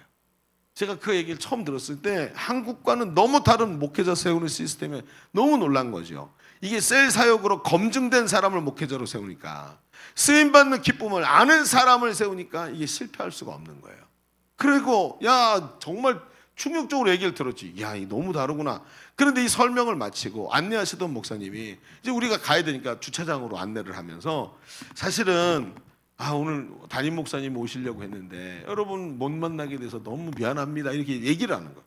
그러면서 무슨 일이 있었는지 얘기를 해주는데 사실 우리가 가기 바로 전주에 대형 전도 축제가 있었대요. 자기네 교회에서 1년에 한 번씩 하는데 얼마나 사람들이 많이 초청이 되는지 야구장을 빌린대. 최소한 성도들 다 들어오려면 만석은 돼야 될 거 아니에요. 그러니까 야구장을 빌려도 자리가 모자라는 거예요. 그래서 야구장을 빌려서 하는데, 그런데 그 전도 축제를 한 2, 3주쯤 먼저 앞에 무슨 일이 있었냐면, 지금 전도 축제가 2, 3주 후에 있으니까 열심히 준비하는데 이 담임 목사님의 아들이 아버지와 함께 동역하는 사역자였대요. 그런데 사역을 하다가 교통사고로 아들이 죽은 거예요. 그러니까 성도들이 너무 충격을 하는 거예요. 교통사고로 목사님 아들이 죽었으니 목사님 얼마나 상처가 심하시겠어요. 실에 빠져갖고 막 힘들어하실까 생각을 하고 이번 사역은 여기서 멈춰야 되나 보다 하고 생각하고 목사님의 가족을 위로하려고 그러는데, 이 목사님이 아들 장례를 한 3일 잘 치르고는 그리고는 일어났고 아무 일 없다는 듯이 교인들에게 용기를 불어넣기 시작하는 거예요. 여러분, 내 아들은 정말 하나님 나라로 갔습니다. 우리는 지금 세상에서 싸워야 되지만 내 아들은 승리하고 하나님 나라에 들어갔는데 왜 그를 걱정합니까? 우리 걱정한다고 걔가 뭐가 달라질 게 있습니까? 하나님 불러가셨는데. 그러면 천국 갔으니까 천국 간 줄 알고 우리도 천국 가야 되고, 저 밖에 저 천국 못 가는 아들들이 질비한데 저들을 버려도 못하겠습니까? 그러니 여러분, 이 아이는 이제 하나님 품에 갔으니까 우리 걱정하지 말고 저 죽어가는 영혼들 하나님께로 인도합시다. 막 이 목사님이 강력하게 막 동기부여를 하기 시작하는 거예요. 그 교인들이 너무 놀라운 거죠. 목사님이 쓰러질 줄 알았는데 저분이 하나님 나라에 대한 가치가 저분을 꽉 붙잡고 있는 거예요. 얼마나 강력한지. 그리고 나서 2주 후, 석주 후 모였던 그 야구장이 부채꼴로 생겼잖아요. 앞에를 막아가지고 절반쯤 들어올 줄 생각했는데 오는 사람들이 너무 많아서 야구장 전체 가득 차가지고 이 초청 집회를 했다 그래요. 그리고 우리가 방문했을 때 이 목사님이 가족들이 아들을 잃은 가족들의 슬픔을 치유하기 위해서 휴가를 받아서 지금 치유 과정에 들어가 계시다고 얘기를 하는 거예요. 제가 그 얘기를 듣고 충격이 몇 배나 있었던 제 기억이 나요. 그 슬픔을 당하고도 하나님께 사로잡혀 하나님 나라를 바라보고 담대하게 달려가는 그 목사님의 모습을 보고 성도들이 더 큰 힘을 얻고 너무나도 많은 영혼이 주께 돌아오는 역사를 보여주는데, 하나님께서 역사하시는 사역의 현장이 바로 그 기쁨의 현장이 될 수 있었던 거예요. 여러분 어떠십니까? 만약에 이 목사님이 이런 복음에 사로잡히지 않고 정체성이 불분명하고 사역의 현장이 없었다면 이렇게 강력하게 하나님 앞에 설 수 있었을까요? 저는 아니라고 생각합니다. 사람이 이 내면이 그렇게 중요해요. 키가 좀 작아도 괜찮아. 배가 좀 나와도 돼요. 머리가 좀 빠져도 괜찮아. 그렇죠? 괜찮아요. 이 속이 튼튼해야 돼요. 이게 하나님께 쓰임받는 기쁨으로 가득 찬 사람이 돼야 이 땅에서 힘 있는 사람으로 세워지는 거예요. 여러분, 우리는 그 쓰임받는 기쁨이 마음에서 넘친다고 생각합니다. 그러나 그 쓰임받는 기쁨은 현장에서 넘치는 거예요. 우리 교회 14호까지 선교사를 보냈어요. 선교사가 적을 땐 2사람 나가 있고 많을 땐 4사람까지 나가 있었어. 한 사람당 150만 원의 선교비가 한 달에 나가야 돼요. 우리 교회 1년 예산을 다 합쳐도 안 돼요. 여러분 어떻게 했을까요? 성도들이 자기 커피값 줄여서 택시 탈 거 버스 타고 다니면서 그거 모아서 개인 후원으로 다 모아가지고 했어요. 지난 5년, 6년, 7년 동안 그걸 하면서 우리 성도들이 얼마나 자부심이 있었는지 아십니까? 우리 가정은 선교사를 파송하는 가정이라고 나간 선교사 사진을 갖다 놓고, 아니 우리 집에 아직도 용준이 사진이 있어서 우리는 선교사를 파송했습니다. 이 웃고 있는 용준이 사진이 아직도 있어 거기. 그거 바라보면서 하나님께 쓰임 받는 기쁨 때문에 여러분 이거 모아서 보내는 것 너무너무 기쁨으로 감당했어요. 지금도 제가 선교사 못 나가지만 청소년 아이들이 여기 올라가지고 선교 비전 예배 때마다 저는 2026년 2월 달에 파송될 겁니다. 지금도 훈련 받고 있는데 너무너무 행복합니다. 이 말하는 거 한마디 듣고 싶어가지고 성도들이 이렇게 하나님 나라를 위해서 다음 세대가 세워지고 하나님 앞에서 우리가 일하고 있다는 걸 느끼려고 이렇게 강력하게 달려가고 있는 거예요. 쓰임받는 현장에 있으니까 가는 거예요. 여러분 이제 오늘 우리는 봄사역을 시작했어요. 그러면 행복 모임에 나가십시오. 행복 모임에 나가서 여러분의 셀에서 하고 있는 행복 모임에서 복음을 전하고 듣고 친구를 초청하고 하면서 함께 참여하세요. 현장에 없는 기쁨은 존재하지 않아요. 그건 머릿속에 나 자신을 기만하는 것밖에 안 돼요. 하나님께서 역사하실 줄로 믿습니다. 그 현장에서 사람이 살아나는 거고 내가 살아나는 거예요. 하나님 역사하시는 거 날마다 보는 거예요. 그러니까 살아있는 거예요. 여러분 한국교회 가장 큰 문제점이 뭐였습니까? 자꾸 사람들이 앉아있는 사람들을 만들어놨어요. 목사님은 일하고 전도사님들이 일하고 우리는 그냥 앉아서 아멘 하면 되는 사람으로, 헌금 몇 푼 하면 되는 사람으로 만들어놔. 아니요. 예수 성경은요 평신도가 얼마나 강력한 하나님의 일꾼인지를 계속 말해주고 있어요. 여러분이 변화되면 이 대한민국이 하나님께로 돌아올 줄로 믿습니다. 여러분이 그 기쁨으로 충만하면 필리핀 아우니치뿐만 아니라 전 세계에 복음 전하는 위대한 역사들이 하나님이 우리를 통해서 이루어 가시는 걸 보게 될 거라는, 이걸 확신하고 달려가는 교회가 두 날개로 날아오르는 건강한 예일교회입니다. 여러분 예일교회 성도인 줄로 믿습니다. 이 자부심 가지고 가세요. 나는 이런 자부심 없으면 오늘 더 하루도 여기 못 있어요. 내 자부심, 이 하나님께 쓰임받는 기쁨과 자부심이 저를 붙잡아내고 있는 거예요. 여러분 이 사람이 강력한 하나님 일꾼인 줄로 믿습니다. 이 복음 전하는 일꾼 되어서 평생 하나님께 쓰임받는 기쁨으로 달려가는 저와 여러분 되기를 주님의 이름으로 축복합니다. 같이 기도하겠습니다. 오늘 말씀의 은혜를 붙잡고 하나님 앞에 기도합시다. 하나님 내가 현장에 있기를 원합니다. 이번에 봄사역 하나님 저도 쓰임받을 수 있도록 적은이라도 쓰임받는 현장에 있게 하여 주옵소서. 하나님 작심합니다. 나가서 나도 함께하게 하여 주옵소서. 우리 같이 기도합니다. 주여 할렐루야. 아버지 하나님 오늘도 하나님의 은혜 가운데 서게 하시니 감사합니다. 이 말씀이 오늘 우리를 사로잡는 줄로 믿습니다. 하나님의 영광이 드러나게 하여 주시옵시고 예수 그리스도 안에서 우리 아버지 하나님 쓰임받는 기쁨을 누리는 자 되기를 간절히 원합니다. 아버지 나를 통해 하나님 역사하실 것을 믿습니다. 하나님 두려움 없이 서게 하여 주옵소서. 아버지 이 말씀이 오늘 우리 가운데 있게 하여 주시옵시고 하나님 현장을 잊어버리지 않게 하여 주옵소서. 너는 누구냐라고 물을 때 우리는 무엇이라고 대답해야 될지 알게 하여 주옵시고 성령 안에서 아버지 담대한 믿음으로 설 수 있도록 주여 도와주시고 인도하여 주옵소서. 우리 다시 한번 기도하겠습니다. 여러분 손을 하나님 앞에 오른손 왼손 우리 양손을 들고 하나님께 기도합시다. 하나님 오늘도 너는 누구냐라고 물어볼 때 대답할 말이 있는 사람이 되기를 원합니다. 너는 누구냐라고 말할 때 나는 하나님의 일꾼이라고 말하게 하시고 하나님의 사람이라고, 나는 그리스도가 아니고 나는 별 볼 일 없는 사람인 것 같지만 나는 하나님이 보내셔서 이 자리에 서 있는 사람이라고 담대히 말하게 하여 주옵소서. 현장에서 그 쓰임받는 기쁨을 누리는 하나님의 일꾼들 되게 하여 주옵소서. 우리 다시 한번 주님 외치고 동성으로 기도합니다. 주여 할렐루야. 아버지 오늘 하나님 쓰임받는 기쁨으로 충만하기를 간절히 원합니다. 아버지 하나님 주의 은혜 가운데 있기를 간절히 원합니다. 성령님 오늘 나도 하나님 주님께 쓰임받는 기쁨으로 충만한 하나님의 일꾼 되기를 간절히 원합니다. 쓰임받는 일꾼으로 충만한 하나님 그 기쁨이 내 안에 넘치는 자 되게 하여 주옵소서. 오늘 아버지 하나님 아버지 역사하여 주시기를 원합니다. 이 말씀이 나의 나에게 큰 지표가 되게 하소서. 큰 지표가 되게 하여 주옵소서. 성령 안에 있게 하여 주옵소서. 말씀과 성령으로 충만해지게 하여 주옵소서. 하나님 인도하시기를 간절히 원합니다. 오 아버지 하나님 역사하여 주옵소서. 하나님, 세상의 정욕들이 우리의 마음을 계속해서 파고드는 이 시대에 하나님 앞에 쓰임받는 기쁨으로 충만한 주의 일꾼들 다 되기를 원합니다. 성령님 우리를 사로잡아 주옵소서. 네가 누구냐고 묻거든 하나님의 일꾼이라고 말할 수 있는 믿음을 우리에게 허락하여 주옵소서. 현장을 빼앗기고 머리로만 기뻐하는 자가 아니라 하나님 살아계신 것들을 날마다 보면서 현장에서 기뻐할 수 있는 하나님의 일꾼들 되게 하여 주옵소서. 하나님 봄사역을 시작합니다. 봄사역 선부터 끝까지 하나님이 역사하여 주옵소서. 예수님의 이름으로 기도하옵나이다. 아멘. 우리 하나님께 감사와 영광의 박수 올려드립니다.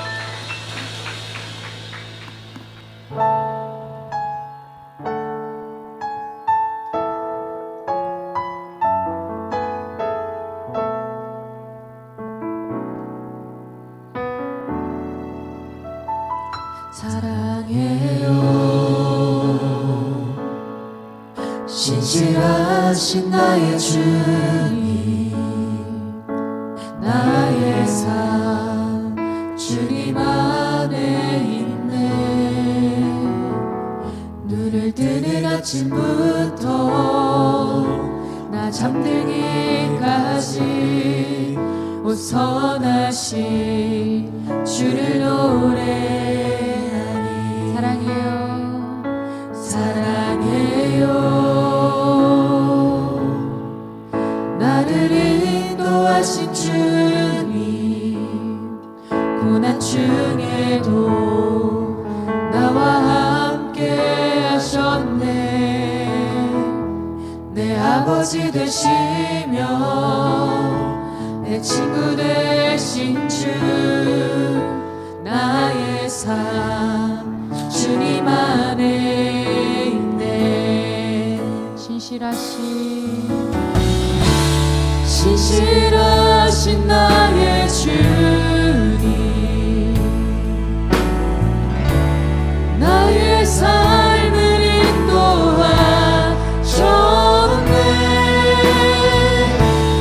나의 모든 오늘 땅에 오 선하신 주를 노래하리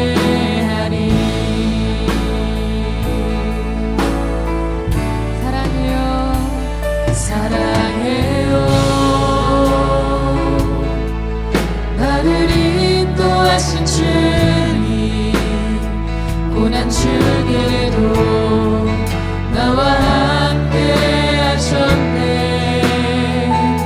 내 아버지 되시며 내 친구 되신 주 나의 삶 주님 안에 신실하신 나의 주님 신실하신 나의 주님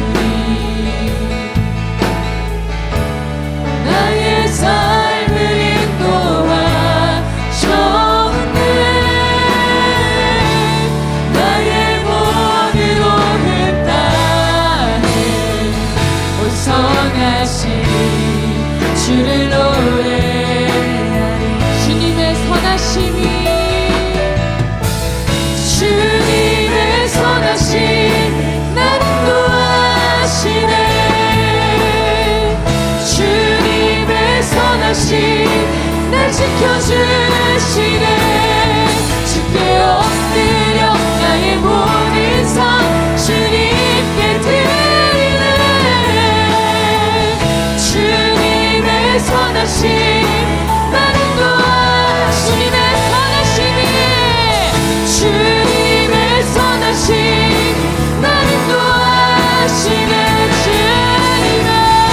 주님의 선하심 날 지켜주시네 주께 엎드려 나의 모든 삶 주님께 드리네 주님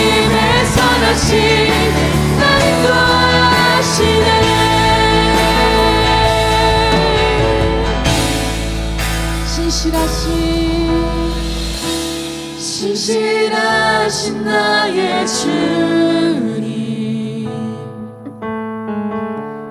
나의 삶을 인도하셨네.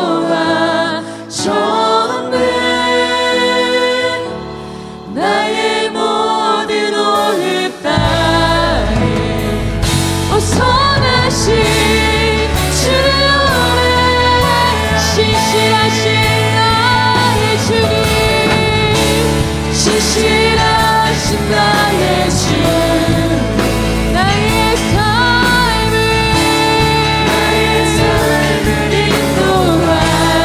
인도하셨네.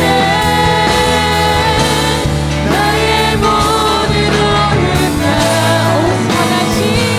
선하신 주 노래. 선하신 주 노래. 주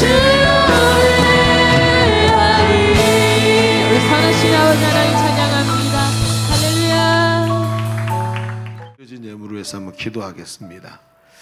거룩하신 하나님 감사합니다. 예배함이 기쁨 되게 하시고 하나님 말씀이 우리 귀에 들리게 하시니 감사합니다. 주의 음성 들었사오니 한 주간도 말씀대로 하나님 앞에서 살아가는 삶이 되게 하여 주옵소서. 특별히 아버지 하나님, 귀하게 하나님 예물 드린 손길들을 기억하시고 하나님께 마음과 정성과 뜻을 다하여 드린 예물이 하나님의 보좌를 움직이고 하나님께서 기쁘셔서 저들의 삶을 향하여 채우시는 역사가 있게 하여 주옵소서. 평생에 손이 비지 않게 하여 주시옵시고 하나님 채우시는 은혜가 넘쳐 하나님께 쓰임받는 아름다운 인생들이 되도록 축복하여 주옵소서. 돌아가는 발걸음 지켜주시고 이번 주부터 시작되는 양육과 훈련 그리고 행복모임 사역 모든 전도사역과 도구기도 사역에 하나님의 성령으로 함께하여 주옵소서. 감사드리며 이제는 우리 구주 예수 그리스도의 은혜와 아버지 하나님의 지극하시고 만극하신 사랑하심과 성령님이 교통하시고 감화하시고 함께하신 은혜가 오늘 모여 예배하는 모든 사랑하는 우리 젊은이들 머리머리 위에 우리의 삶의 현장과 우리의 미래 위에 주님이 핏값으로 사신 주님의 몸된 교회 위에 지금도 신음하고 있는 이 나라의 민족 위에 열방의 선교사들 위에 이제로부터 영원토록 함께 계실지어다. 아멘.